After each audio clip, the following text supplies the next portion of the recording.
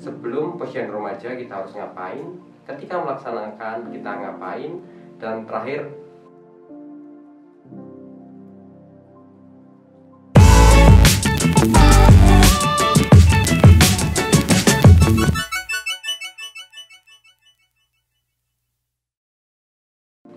halo Sobat Muda, gimana kabar kalian? Kembali lagi bersama saya Yoga Andika. Tentunya kita akan berbincang bagaimana sih kita itu menjalankan posyandu remaja, bagaimana kita itu melaksanakan posyandu remaja dari awal pelaksanaan hingga akhirnya.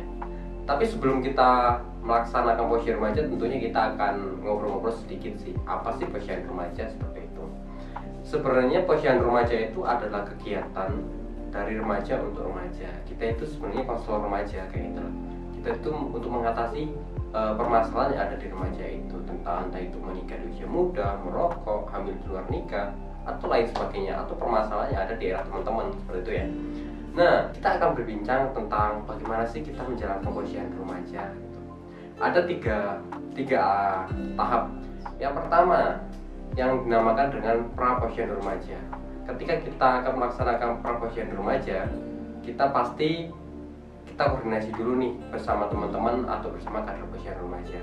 Kita koordinasi di situ apa yang perlu kita bahas, apa yang perlu kita laksanakan, dan apa yang perlu kita persiapkan sebelum posyandu remaja ini berjalan. Itu pertama. Nah, itu yang dinamakan dengan pra posyandu remaja. Jadi H-2 hari atau H-1 minggu kita sudah koordinasi itu untuk melaksanakan posyandu remaja itu atas persiapannya seperti itu. Nah, kemudian tahap yang kedua itu pelaksanaan posyandu remaja.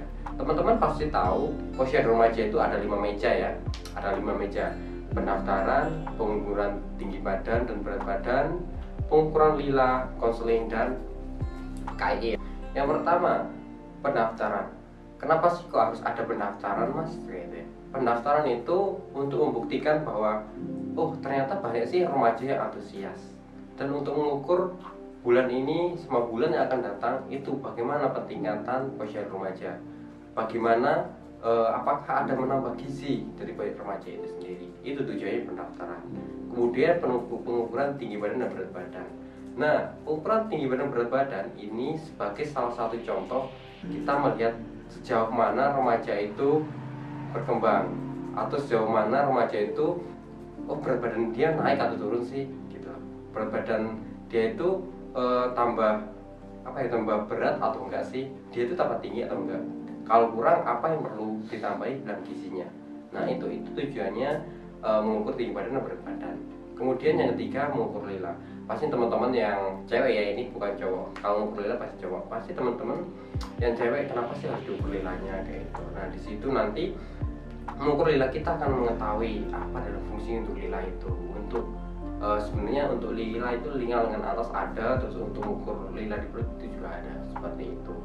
Kemudian yang keempat adalah konseling. Nah, konseling ini adalah hal yang paling bagus di mana kita itu bisa curhat sama remaja gitu.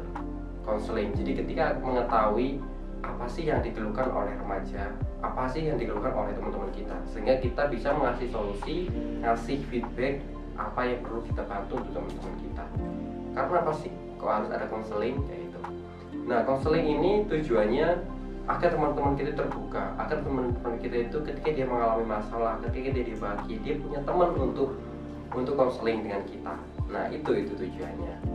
Kemudian yang paling pentingnya itu adalah KIE di meja kelima. Di meja kelima adalah KIE. Kita bisa memberikan materi tentang rokok, HIV/AIDS, menikah di usia muda, tentang life skill dan lain sebagainya, yang itu bisa membangun teman-teman kita.